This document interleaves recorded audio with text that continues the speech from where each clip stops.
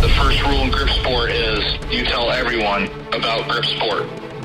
Crushing, pinch grip, thick bar, wrists. If the best guy in the world can't lift 100 pounds on it, I don't give a shit about it. Welcome back to the Grip Show. And one of the big things we've been trying to do with the show is kind of highlight high-level grip strength athletes and get a lot of coverage for the sport. And another aspect of that is also kind of branching out beyond the sport or just beyond grip in general and kind of branching into different guests and different people that are involved in strength training and different backgrounds like that, just to kind of help bring new eyes to the sport and just kind of help everything evolve and just kind of boost everything up. So my guest today, I'm going to let him kind of get into, describing himself and some stuff like that here, but Pat McNamara, welcome to the show. All right, Zach, thanks for having me, my man. Appreciate it. Man, thanks for doing it. So I know you kind of get bogged down a lot because you've done a lot of shows, you've been on a lot of different podcasts and stuff. Mm-hmm. And I mean, you run your own. So a lot of the big things that everybody will have you hit on is military background, Yep. career, kind of like, hey, how did we get to where we're at? Now, obviously I want to talk about where we're at current day and all that stuff, but I hate to make you do it, but could you just give like the briefest summary of your background just to kind of catch everybody up to speed about kind of where you came from and how you're, doing what you're doing now? Yep. So I'm a retired military guy. Prior to the military, I grew up in Connecticut. I was a high school athlete. I wrestled. I got real good at that. I joined the military in 1983. And my whole career, I did 22 years. My whole career was special ops, Army special ops. And my last 13 years were in a tier 1 unit. So I was at the unit for my last 13 years in the military. I retired in 2005, been on my own ever since, and under my T.A.P.S banner, T.A.P.S Inc. since 2010, where I do like tactical training and I do a bunch of online training and things like that. Okay. Yeah. So, like I said, most people are going to hit on the military background. I just don't want to beat a dead horse. So we'll, you know what I mean? But just so people are like, well, hey, who's this guy? What's he been doing? So with that being said, we kind of covered that. Now, when was your first introduction to physical training in general? Strength training, weights, whatever that may be. When was that? Because I'm sure it was before the military. Yep. It was before the military. I had it's kind of a good story. I've told this a bunch of times, so I'll briefly tell it again, but I had a bully brother. And he was a bully. He tormented the shit out of me. I was a gentle kid. So I was easy target, easy prey. He went to the first time he went to prison, he was 16 and I was 14. And a neighbor told me, he said, "Hey man, you have 2 years to get ready." Or he could have been 17 and I was 15. Anyway, that kind of sweet spot area where a boy at that age starts to grow, Mm-hmm. And I had a neighbor give me a weight set. I had one that would teach me like some basic fight in his backyard because he was a black belt in Taekwondo. So we would do like slap fighting. He'd try to toughen me up.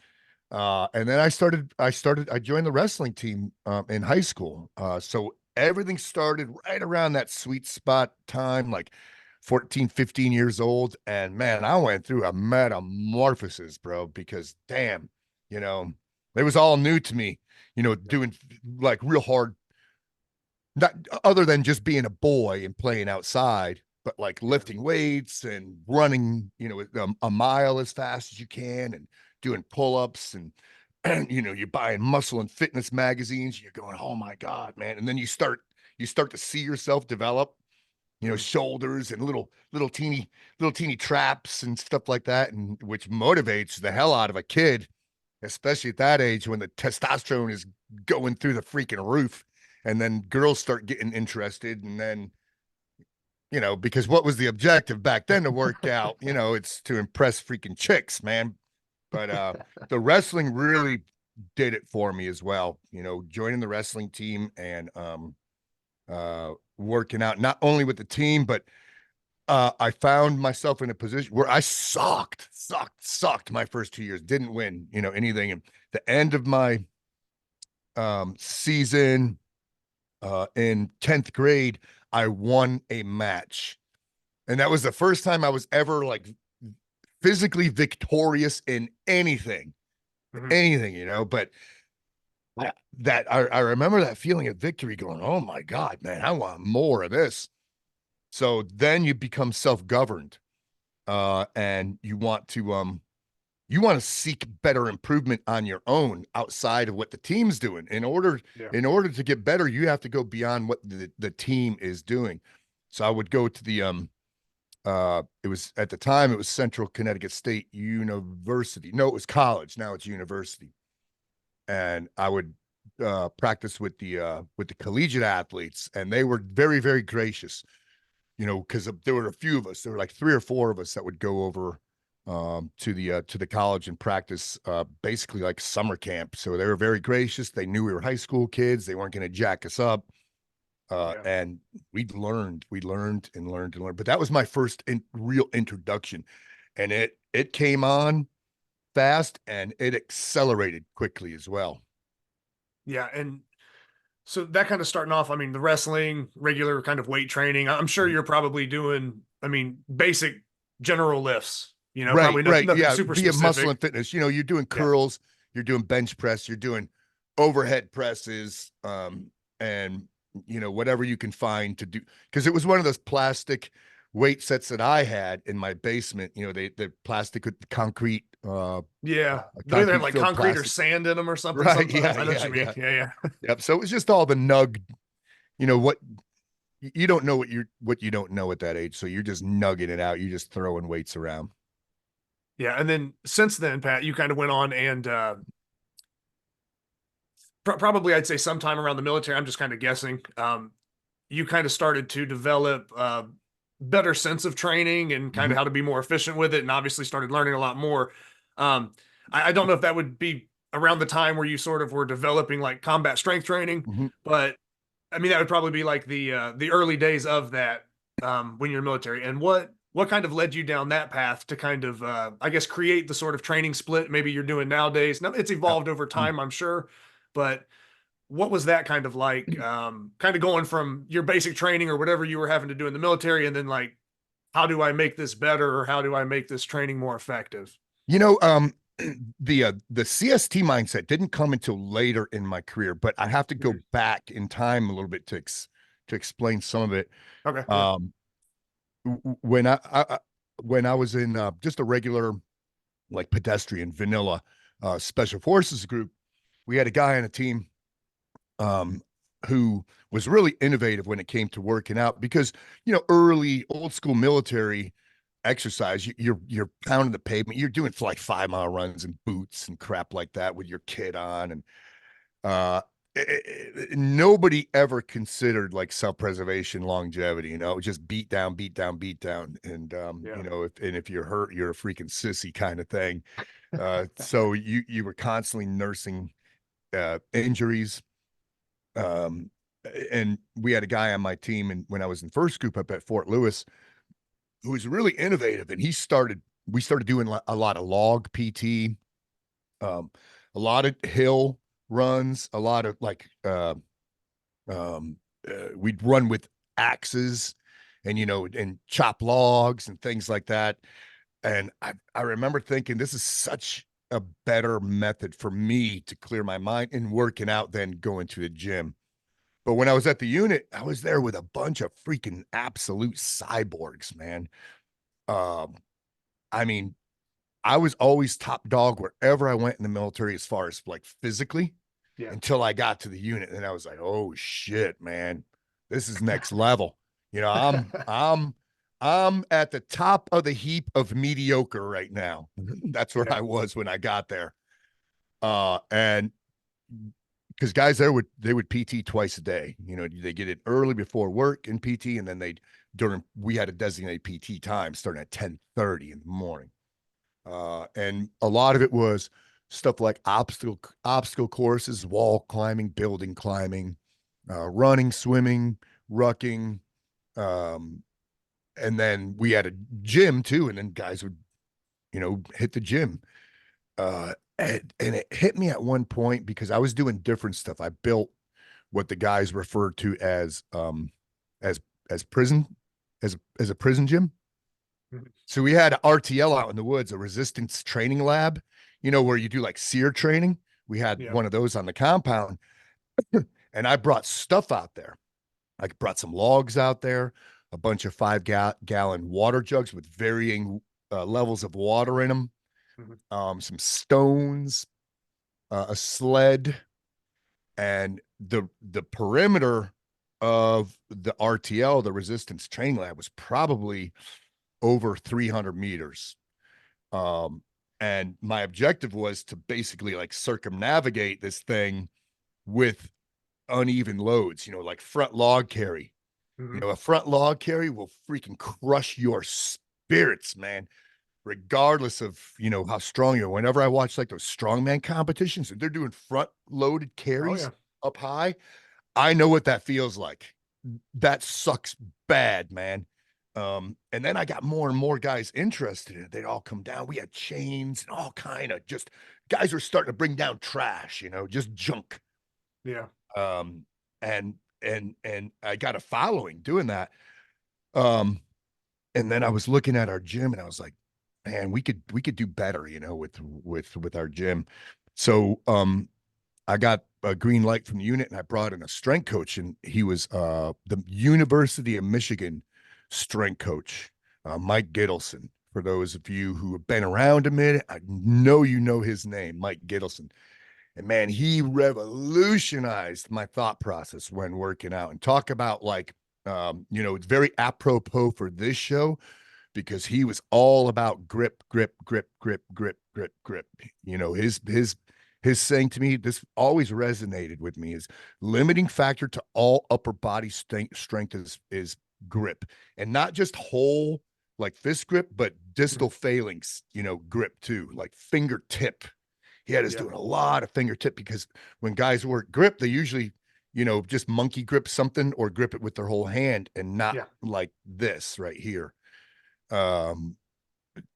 So that got me on a new level of thinking. Then we brought in Mark Twight from Jim Jones, who is just a freaking absolute stallion, in the mountaineering world. And both these guys brought so much to the table, and they energized my thought process. And that I was still active duty when I coined that phrase, combat strength training. And I kind of got that because of one thing that Gittleson said, Mike Gittleson, when he came to the unit and he looked at our gym, he looked at, because we just gave him a demonstration on the O course. My team did, 5 dudes. And this O course is brutal. He ran it in full kit. And he was just following along, watching. And at the end of it, I handed him a kit bag with what we were wearing. And he lifted it up and he goes, man, I train top level collegiate athletes. I have never seen this level of strength to body weight ratio ever in my life, ever. And then he looked at our gym and he goes, this gym doesn't say combat. This gym says Bally's Fitness Center. Man, he called our baby ugly so bad. But that really resonated with me. Yeah, it doesn't say combat, So the subliminal manipulation aspect of that.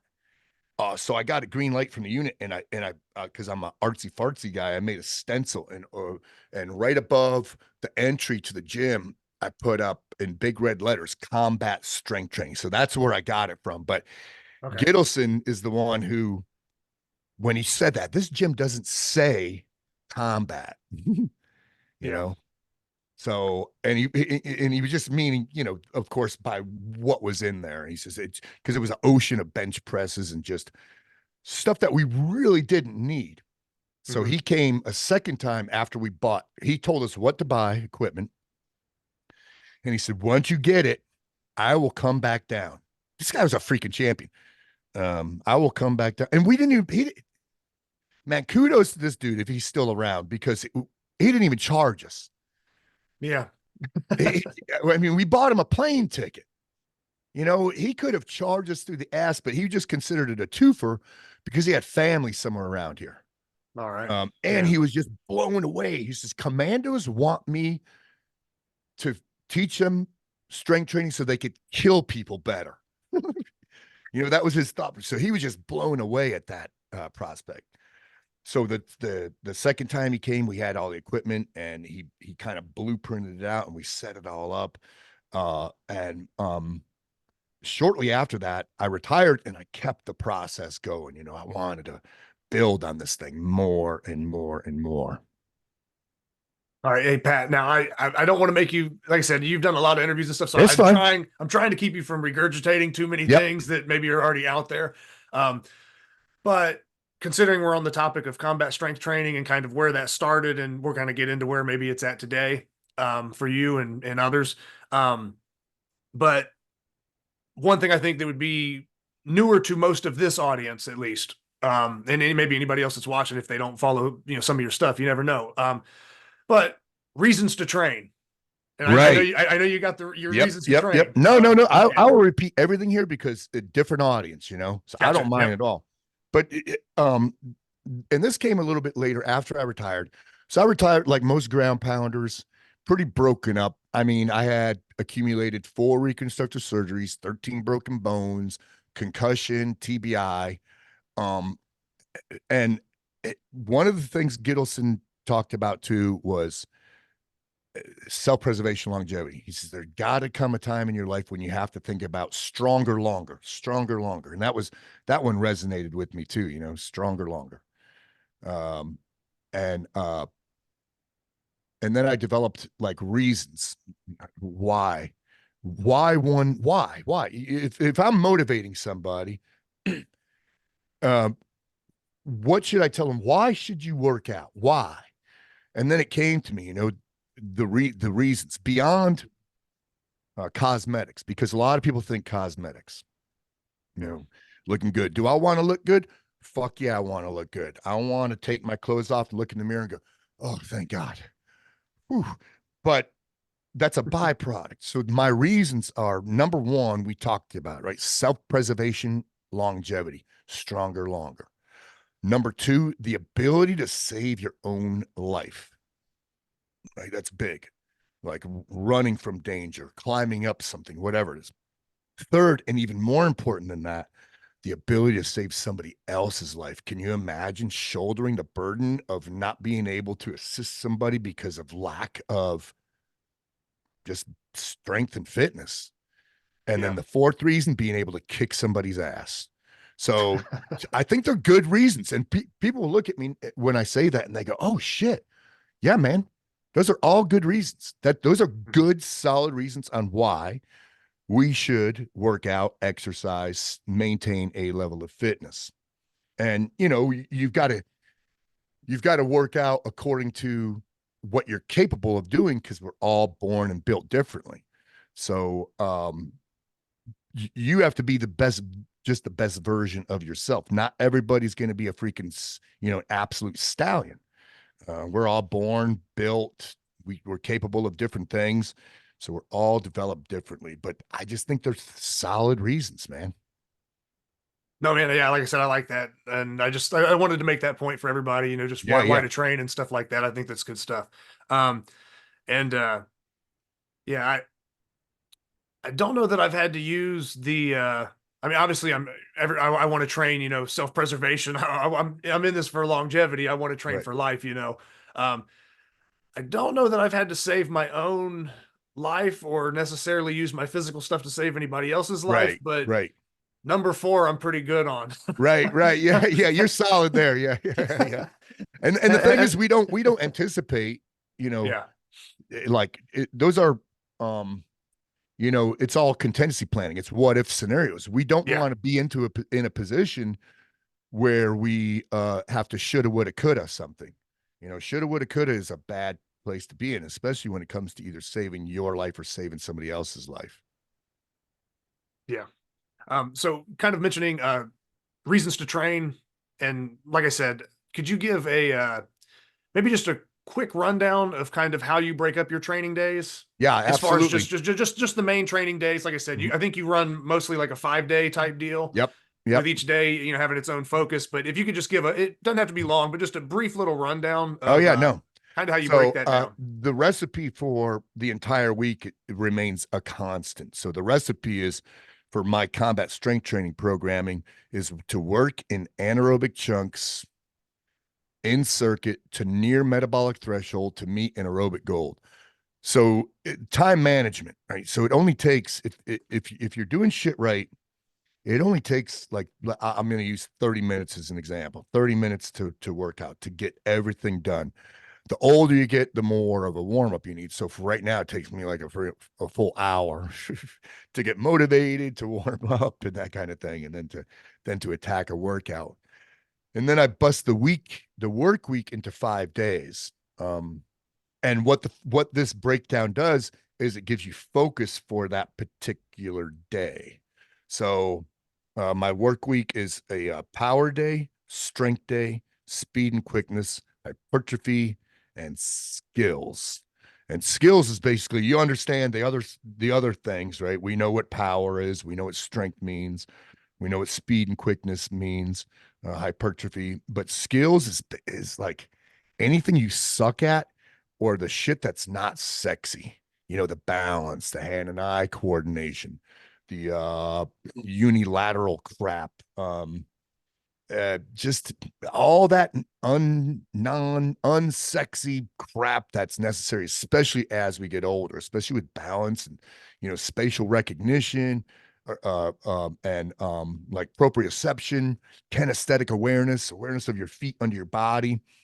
Um, so yeah, that's how I break it down. And it just gives me good focus and purpose going into that day. It gives me purpose. Okay, so with combat strength training, like I said, you talked about kind of like the T.A.P.S Inc. banner, and I mean you were running. I don't know if you still travel quite as much. I think you kind of toned down on your traveling Mhm. schedule, Yep. but I mean you were running a lot of courses where you would pretty much be doing a lot of marksmanship type things, Mhm. a lot of shooting courses, and you would typically mix in your combat strength training with that, right? That would kind of be Yeah. like a package deal where Yep. you'd kind of mix those two worlds. Yep. Um, to kind of bring this sort of to the grip world in a way. Um, I know Summer Strong at Sorinex is kind of a big deal, Mhm. and Richard Soren is kind of the godfather of grip, at least in the more modern day sense. I would say, Yeah. I'd say there's a Yep. lot of things that he was the first person to do, a lot of things that he kind of pioneered, Mhm. and I know you've probably on numerous occasions been a presenter down at Yep. Summer Strong and done a lot of stuff down there. Mhm. Those experiences were like while you were presenting down at Sorinex. So you broke up for a second there, but I think I got the gist of it. Okay. So man, when I first started, the combat strength training, I was writing articles for Recoil magazine. So it's a gun magazine. Mhm. They asked me to write articles, and I said, "What about physical, strength and conditioning articles?" And they looked at me like I had a dick growing out of my forehead. Say, but this is a gun magazine. I said, yeah, man, but fighting is fighting. There's got to be kinetics there. Mhm. If you're a gun guy, you got to be physical as well. I mean, we can't fool ourselves. Plus, in an altercation, it's more than likely to go physical way before it goes lethal. So, and then they went, oh shit, yeah, we should have physical articles. So I started writing. I wrote 5, right? So I wrote a power article with picture with photographic examples, and then a strength, and then a speed and quickness, and then a hypertrophy, and they published them all. And I started getting recognition, and then one of the guys who recognized me messaged me. I don't know how, I forget how. Was Bert freaking Soren, and I looked this guy up, and I'm like, what in the hell? Talk about like instant, like not like uh I mean, it was that knowing that somebody in the industry with this much um pedigree is telling me that I'm doing the right thing. That was affirmation off the charts, bro. You know, Bert Soren is going, yeah, man, you're freaking spot on with this shit. I'm going, damn, bro, because I'm nobody in the fitness world. You know, I mean, nobody knows me or knew me then in the fitness world. I was a gun guy when I was writing these things. And he invited me down. I think the first Summer Strong may have been, I don't know, like 16 or 17, something like that. It could have been even 2015. I'm going to say 2015 or 16. Okay. And now I'm meeting all these, you know, mega performers and mega stars in the sport and fitness world. And what blew my mind is a lot of them, you know, I've introduced myself and a lot of them would say, yeah, I know who you are. And I'm like, holy shit. As a gun guy? No, as a fitness dude. I'm like, damn, man, I'm making ground, you know? Because I could go to a gun geek show and everybody would know me. But at the time, I'm new to the fitness world. You know, I mean, I just started out a couple years before that. I mean, guys like, you know, Bert Soren and Gunnar Peterson and Cal Dietz and all these dudes. I'm like, damn, man. I'm doing something right. I don't know what it is, but I'm doing something right. So yeah, I was a guest speaker and instructor on, it was either 15 or 16, where I taught a series of just small classes. And the people who go to the Summer Strong are very credible, world-known strength conditioning coaches, athletic trainers, and then within the audience itself, the participants, there were mostly collegiate athletes or aspiring strength and conditioning coaches. Yep. So that's when I met that's the first time I met the whole family. And oh no, even before that, Bert Soren invited me down when they were building the new Sorenex complex right off of that Highway 20, what was 20, 22, 24, whatever it is. Shit, it's right off the highway. Yeah, South Carolina. Yeah. So I met him first on an invite, and I went and they were building the museum, you know, the old school workout contraptions and gear and all the grip strength stuff.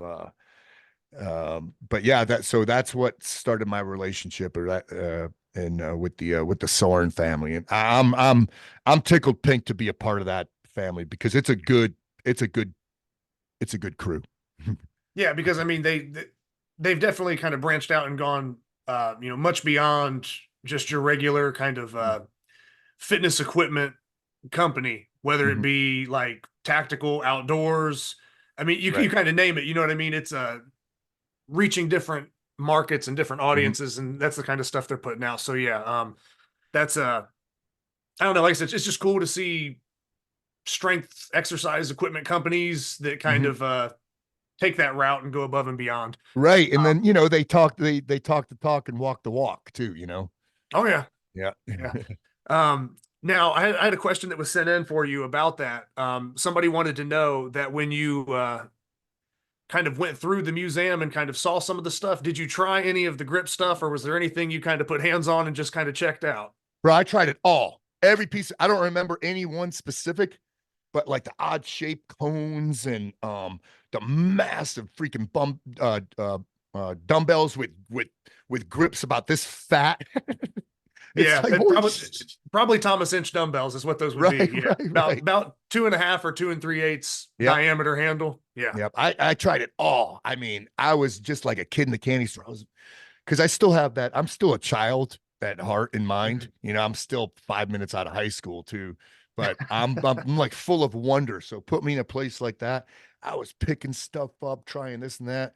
And there was most of it. I was like, I'm not even to try to lift up this anvil, you know? Yeah. Or whatever this thing is. Because oh no, yeah. They got a lot of, like I said, a lot of crazy stuff. I haven't had a chance to get down there in person yet, to check some of that stuff out, but I have a lot of similar items myself and have been lifting them for, you know, last few years. Pretty good. You just got to do a road trip, you know? Yeah. I plan on getting down there trip. sometime. It's what, 3 hours from us ish. Yeah, and probably just pop in. because Yeah. it's open door. And I mean, Yeah, no, I definitely plan on it one of these days. Go down there and kind of, mhm. I don't know, see what I can lift. I'm sure I can lift a decent portion of it, but then there's a few things that I know will probably kind of stop me in my tracks. But Yep. so this is kind of going to be another question that was also brought in. Mhm.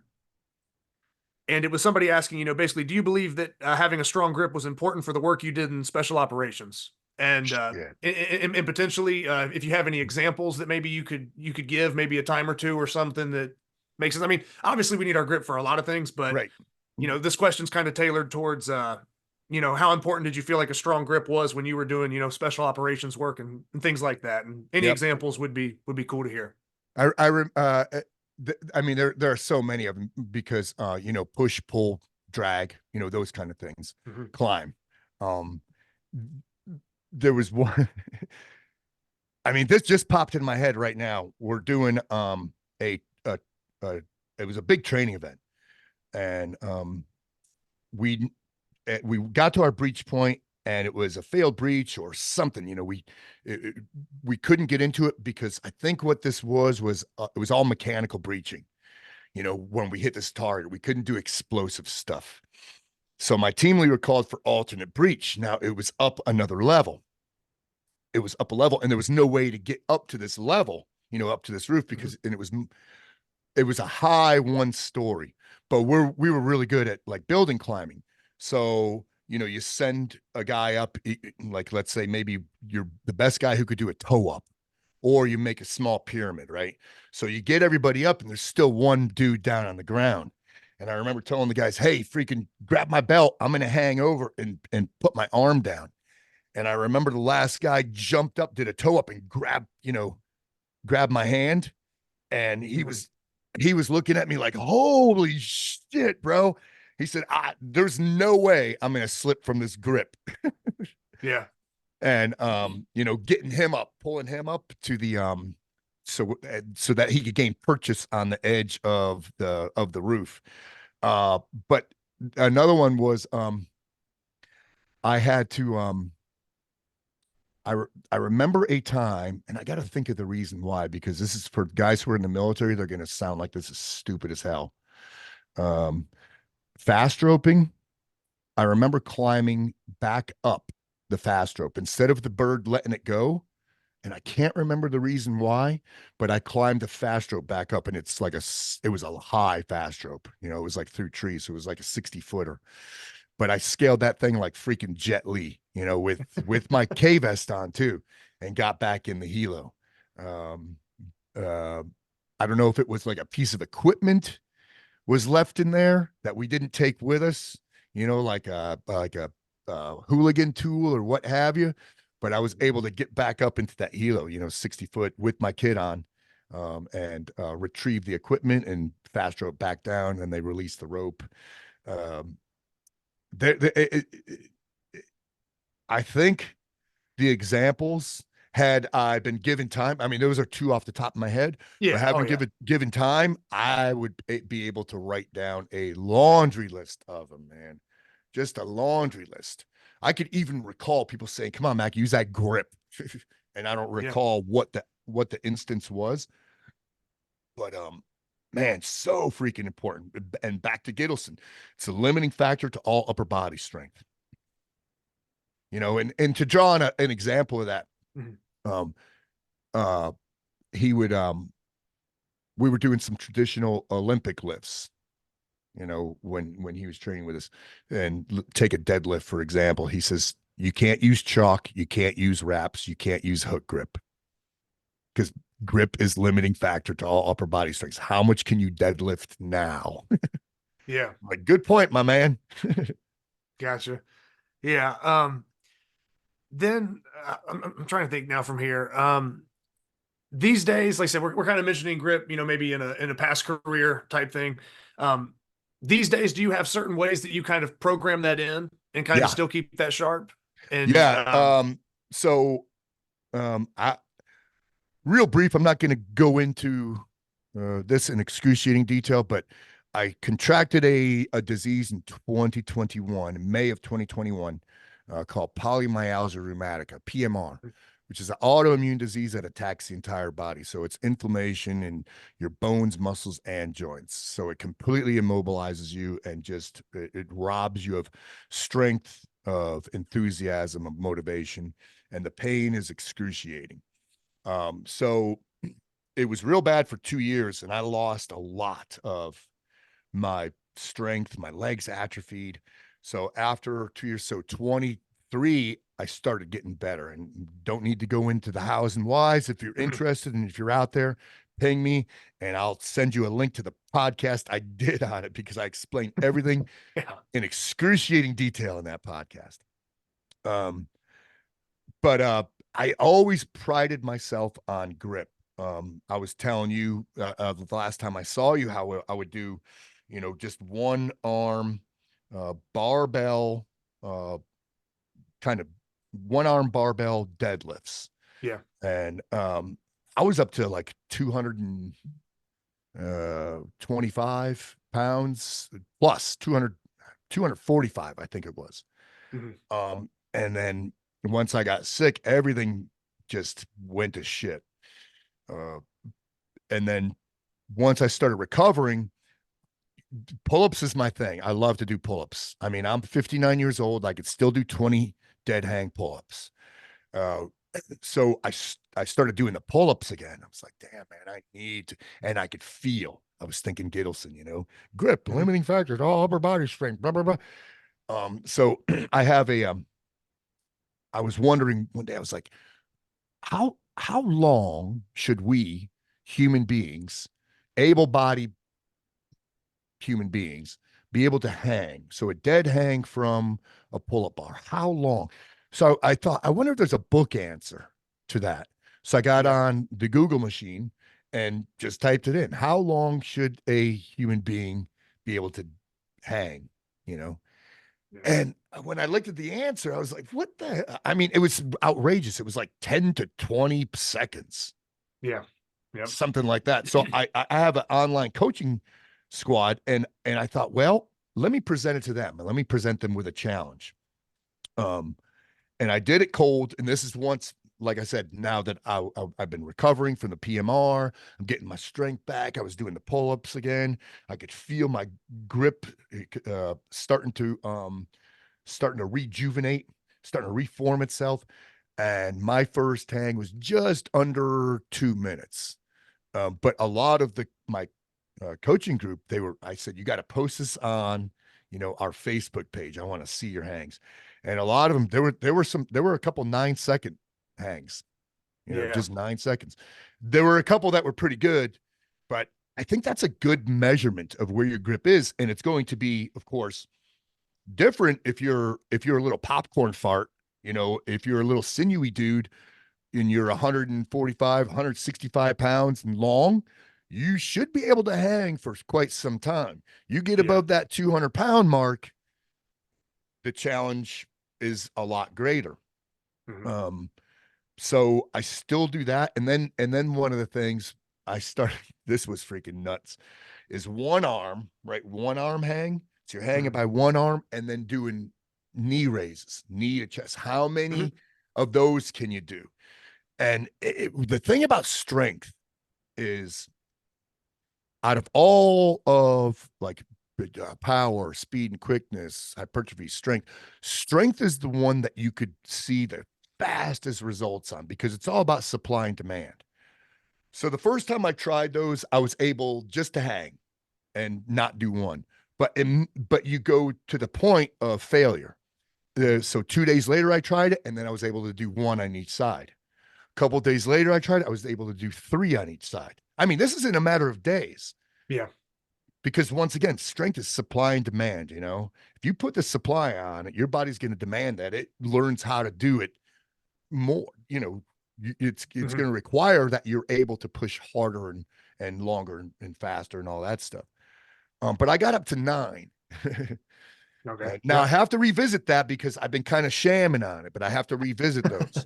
and because I think that is a badass challenge, especially, like I said, you're over that 200-pound mark, man. I've seen some real impressive dudes, like in the strength world, who are like close to 300 pounds, and they could hang like that with one arm, and do knee to chest. And like, man, that's a freaking measure right there of upper body strength. That's a good example. Incorporating the grip and what you're Yeah, doing now. I have many more examples too. I was gonna say, do you have any future goals that you're kind of actively working towards?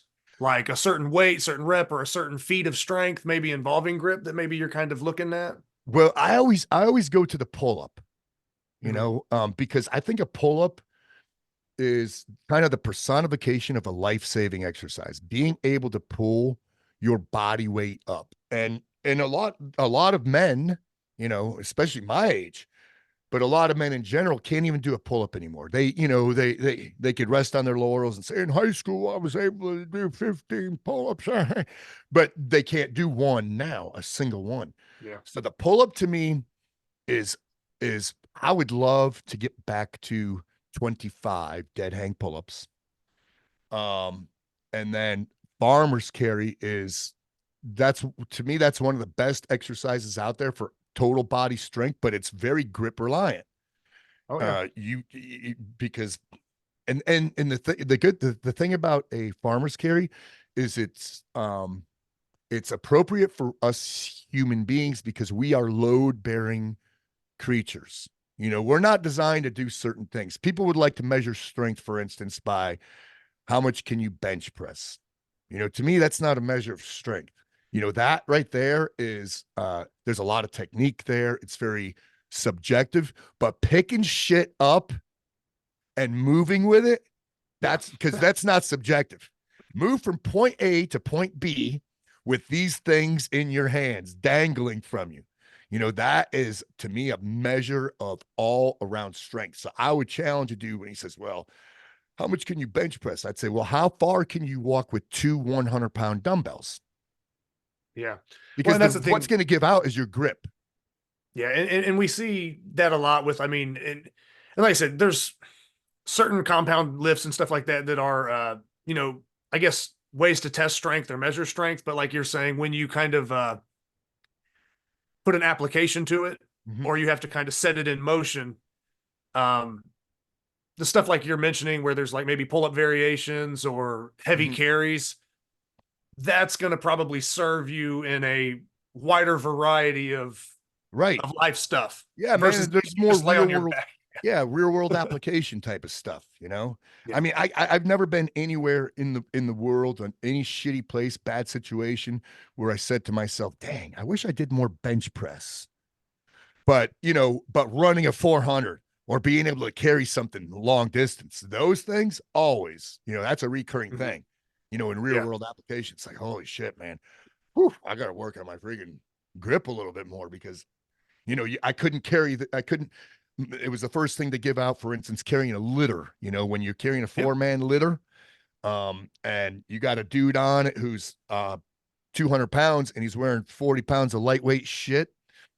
Uh, I mean, oh, that by the way, back to that dude's question, there's another example right there of grip in real world application, Oh carrying yeah. a litter, 4-man Yeah. litter, because somebody's going to give out. Which one of these 4 dudes is going to give out Yeah. first and say, hey, Yeah. let's rotate, because you do a Yeah. rotate thing, and you don't Oh want to yeah. be that guy to No, yeah, say, yeah. You all don't right, want to be let's the rotate. dude that, yeah, you don't want to be that guy, but you also don't want to be the one that has your hand just open up and you just dump somebody. Right, right. Right. Um, yeah, I haven't had to do it in any like real world situation. I mean, I was only in the army for 4 years, but I do remember like training and like doing PT and litter carries being a part Yep. of it from time to time. But Oh, yeah. yeah, and you'd see people hands giving out, Oh, leaning yeah. down. You could see Yep. it. So yeah, no, that's a good one. I'm glad we kind of mentioned that one as well. Right. Yeah. I got Um, back to that one because, yeah. Now, this is going to be another one. I'm going to kind of, like I said, this is kind of a, we'll say fan submitted question. yeah, yeah. Good, Or good, good. just from the audience. Yep. And because I mean, you obviously are a fan of metal music Oh, and hell yeah. and various rock type stuff, right?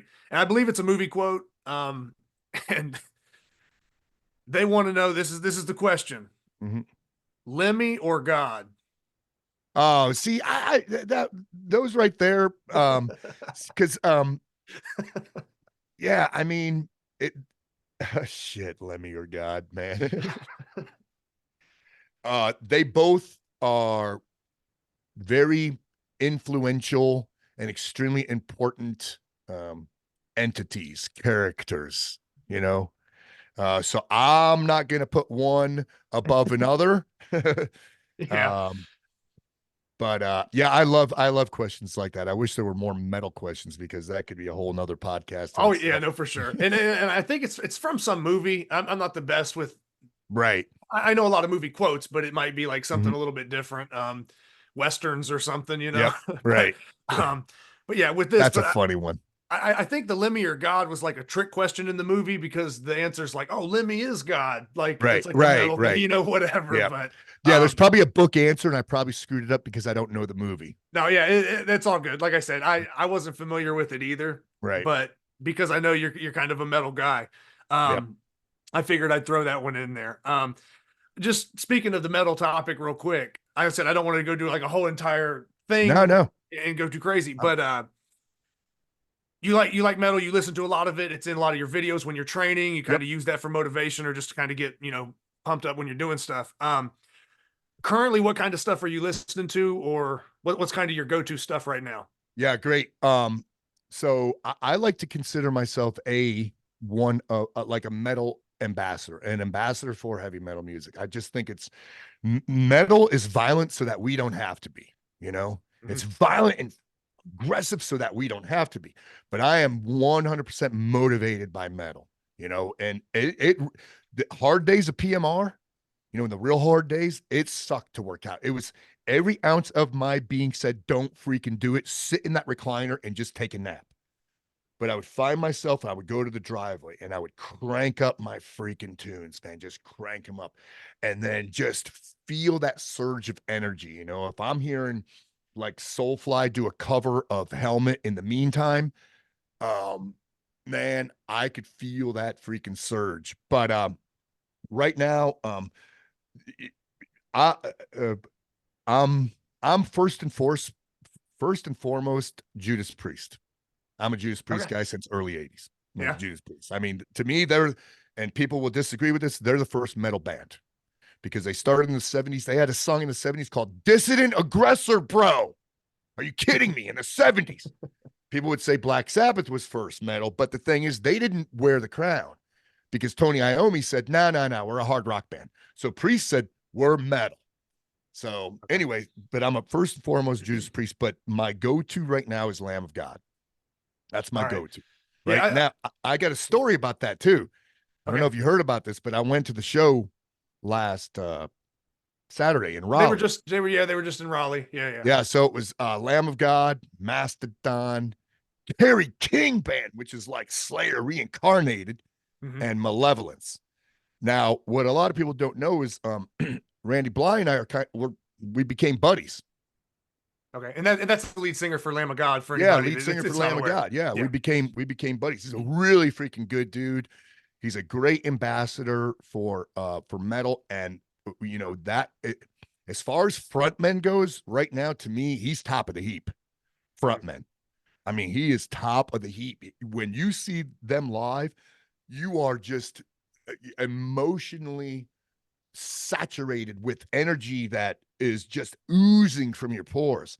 But he gave me a shout out on stage. This next one goes out to my good buddy Pat Mack. Yeah. So they're always my go-to, but there's so many good up and come. I try to promote up and coming bands, you know, or newer, like bands like Impending Doom, which is I didn't know this, but they're a Christian metal band, but man, that's hard stuff. Oh man, yeah. Or oh shit, there's so many good new bands that I'm trying to promote because I have a massive playlist, the Metal Mac Attack Spotify playlist. But I'm into anything quality. I'm kind of a metal snob. I like I like two guitars. I like a lead singer who can really belt out a freaking tune. And I listen to the music, Oh not yeah. just the songwriting, but how it's played, how well the musicians are, because I dabble in drums and guitar. I was gonna say Uh, you play a little bit yourself too, yeah, so you yeah, kind of look at it from that side as well. yeah. Yeah. Mhm. Yeah. I want to say it's been a minute. I've gone through different phases with music. But I do remember when I think it was Sacrament, the Yeah. Lamb of God album. I remember Right. when Sacrament came Oh, out, and yeah. I was playing that for a Yep. bit. Yep. Stuff like that. But yeah, I Great kind album. of I guess just from dad and uncles and stuff like that time frame, like it was a lot of like Pantera and Metallica early on, like for me in the 90s and stuff. Yep. So I always kind of Yep. Yeah. You got to start out with the big ones, right? The Metallicas, the Megadeths, the Slayers. You yeah. start out with those A big lot, ones. lot of Slayer too. Yeah, Yeah. I still listen to some Slayer Yep. sometimes. Yeah, just all depends. But yeah, those are kind of like the classic ones, Mhm. But yeah, I just wanted to throw just wanted to get your mind on some Oh man, I current get metal stuff. And, pumped talking about okay. metal. I get pumped. Um, I just had I did a thing last night with my online coaching squad, and I talked about passion. What should we be passionate about stuff? Because I realized in this day and age, there's a lot of people with a lack of passion. They're not passionate about things. They might have interests. yeah, we're kind of like drones. I mean, Right. Yeah. nowadays it's everything's kind of dimmed down. Yep. Yeah. But so two things that I'm passionate about are two things we're talking about today, right? So the fitness world, because I'm my own experiment, I'm very, very passionate about it. It's not only a part of my life, it's kind of it's one of the things that identifies who I am as a human being. And then metal, I could talk about those things Yeah. all day long, along with, other stuff that we have in common, like fishing, those kind of things. I'm Oh yeah, very yeah, passionate about that. yeah. But it's good to be passionate about something. And if not, be curious. Yeah, because you might find that next thing, that next Right. door might open up, Mhm. which is not too far from how I kind of discovered, I guess, grip being an actual sport or knowing it was Right. a thing. Because I mean, of course, I mean, lifting and having a background in sports and stuff like that. Of course, I'm training. I'm using my grip maybe indirectly Mhm. or not realizing that I'm training it. But I didn't really know that this was even a sport or contest. I didn't even know about the history of different feats of strength for grip Mhm. until I was probably closer to 29. I mean, I'm 33 right now. Yep. Been about 4 or 5 years that I've kind of gotten into it. But I mean, from doing the MMA stuff for so long, playing like 3 other sports, lifting for however many years it was at the time, I don't want to say I was kind of bored and kind of plateaued a bit. But Mhm. you've just been doing these things; they're so regular. You're kind of yeah, you just that's what you're doing. Yeah, you're in routine. And when I found out that there was this like other way that could kind of benefit everything, and then I could kind of test myself, Yep. it was almost like discovering that new band for the first time. It was like discovering oh, MMA is a thing. It was Right. like discovering that new sport. And then there was that level of like passion. But yeah, but you have Passion. to be a little bit curious to kind of That's right. open the door. One thing So, leads to another. Yeah. Yeah. Right on. so Yeah. that's totally a fitting thing there. Yep. With I was gonna say, did you have anything else that you wanted to mention as far as like I know you've mentioned kind of like your coaching squad and stuff like that, and I know you run your own show. Yep. Is there any other info you'd like to put out as far as maybe people getting a hold of you or kind of following your stuff? Well, I think the easiest way is I've got a pretty good online presence on Instagram. I'm T-Max Inc. TMACSINC.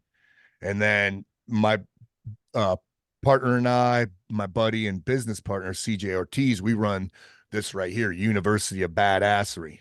So Mhm. that's another IG channel. And it's a Facebook, University of Badassery Facebook page.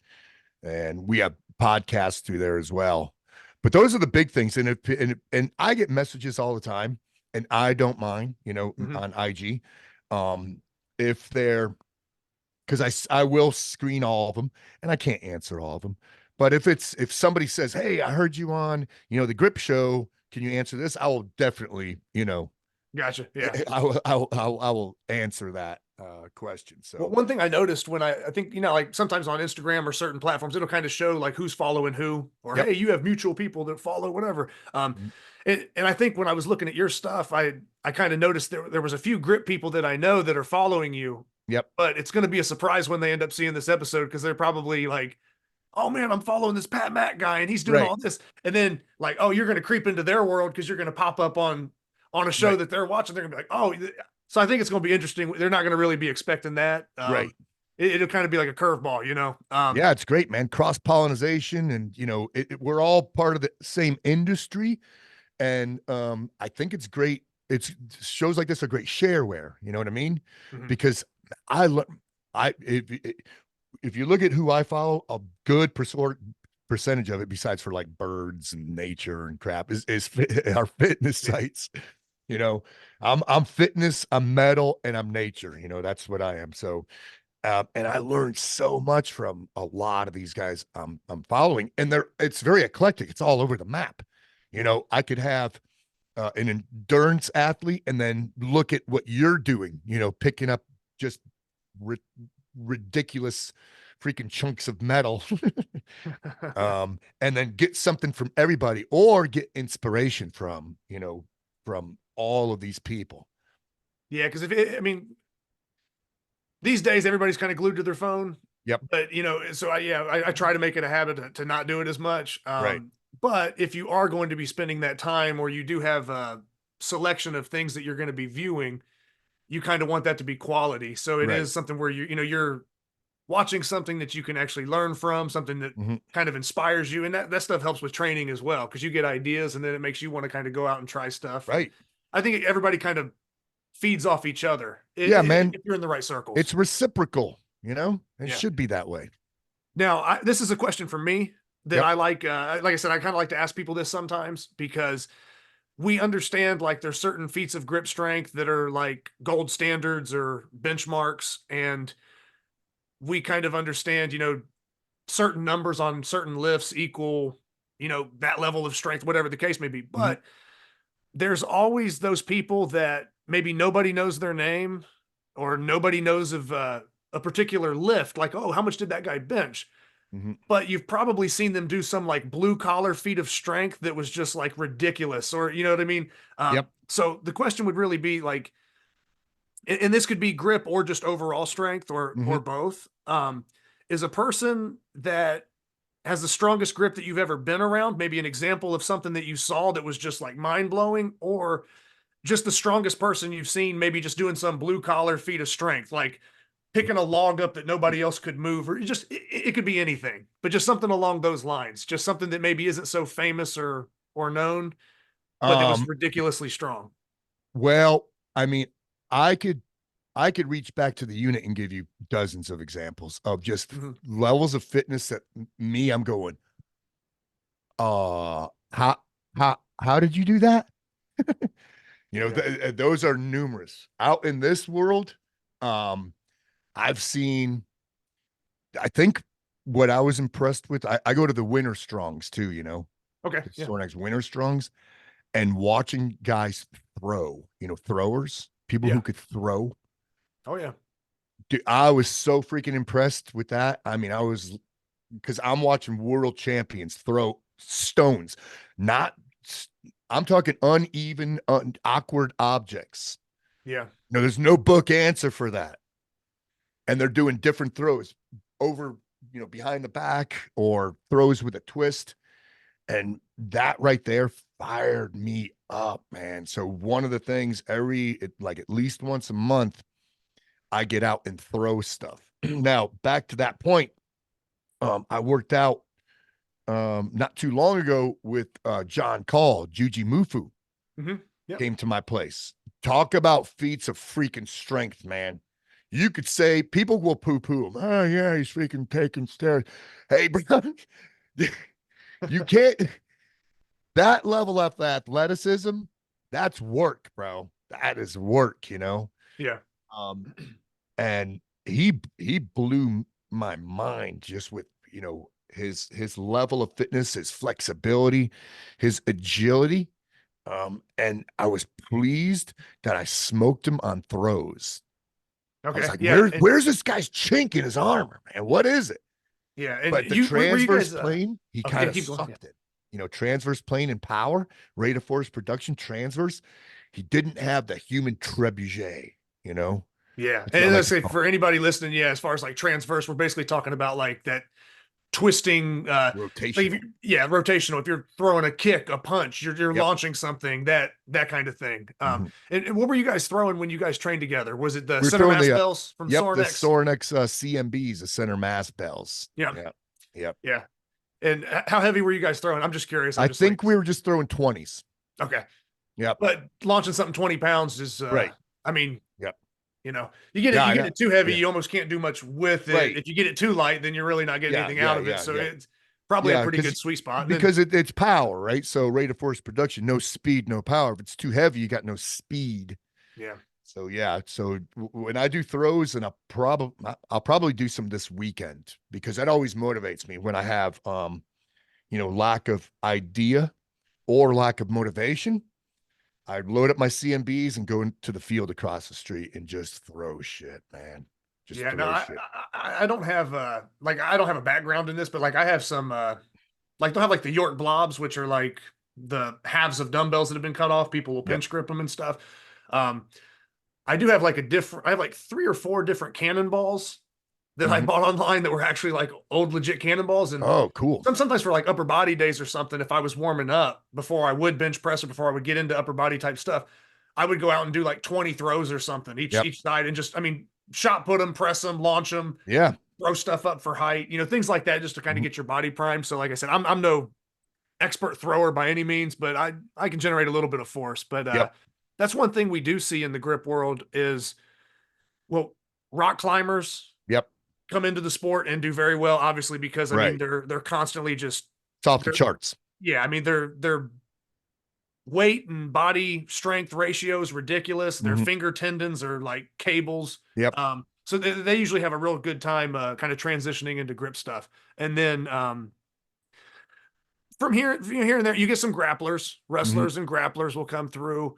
Um, Climbers have really been kind of like the big thing, because as soon as a climber comes in, you're like, oh, he's a climber, and like God forbid if they have a giant hand to match it, Right. it's like almost a done deal. Climbers are Mhm. just ridiculous. But we've also seen some high level throwers. There's a dude, Carl Meyersko. He's Mhm. really one of the top grip guys in the world right now. He's like 6'10". He was an Olympic shot putter. Wow. But you're seeing a lot of these dudes that were throwers, or maybe they've competed in Highland Games and other stuff like that, where you're throwing these odd objects, and anybody that's typically super explosive and good at throwing is strong overall, and they do very well coming into the grip stuff as well. Right. But yeah, so that's just another point to kind of, I guess, kind of mention there. Yep. So, hey, Pat, like I said, I don't want to take up too much of your time. Mhm. And we've covered a decent amount of topics, I think. Is there Yep. anything else that you think maybe we glanced over or didn't hit, or anything you wanted to kind of add in? No, I would like to reiterate for those, in the grip world, I think it's good practice to do that, to work the distal too. And for me, the easiest way is like, let's say a sandbag. So Yeah. instead of grabbing the handles on it to do lifts and throws, you grab the material. Yeah. Which would almost it'd be similar to like, in a way, I mean, like towel pull-ups or gi pull-ups, like for Yes. a judo, jujitsu type person, you know what I mean? Where Yep. you're kind of almost crushing or grabbing in. Mhm. Yeah. Yep. I get what you Yep. mean. Yeah. So Nah, you could, man, it's been fun. yeah. It's been good. Yep. Yeah. It's Well, good stuff. yeah, like I said, I can, we can kind of get wrapped up with that. Like I said, I think that's, Yep. like I said, good topics and stuff like that. And, yeah, one of these days, hopefully, I'll swing out. Maybe we can get some training in, or if you Yep. can ever, come through my place here, man, I'll get you introduced to maybe some different grip stuff or some new Mhm. stuff like that, and maybe get a chance to try it out. Right. But Absolutely. but yeah, man, other than that, yeah, like I said, glad you're doing well. Glad your training's going well. It's good to kind of catch up the other day, and then obviously now do the show. Do you have any, I guess last thing I'll say, one of your big things, like you said, is longevity, self-preservation. Mhm. I mean, you're a lot of people that are looking up to you or seeking training advice and things like that you're working with.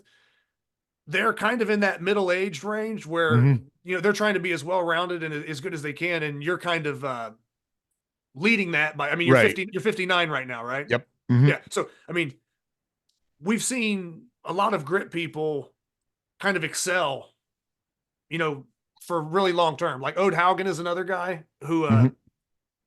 world's strongest man competitor and stuff like that, had on the show. He's 75 right now and Wow. still, I mean, smashing big deadlifts and Mm. axle bar deadlifts, all kinds of stuff. So, you're kind of doing the same thing in that world of Yep. kind of being well-rounded, where, I mean, you're running, you're jumping, you're flexible, you can move, you can punch, you know what I mean? There's a well-roundedness. So, Yep. yeah, I guess moving forward, what is probably the goal for you, just to kind of keep seeing how long you can push this stuff and see how long you can, stay at that level? I don't want to slow down. I'm months away from 60 years old.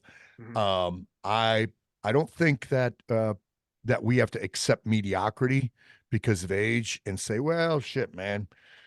It's okay for me to hit rock bottom now. I've hit that point. I can't stand that kind of attitude.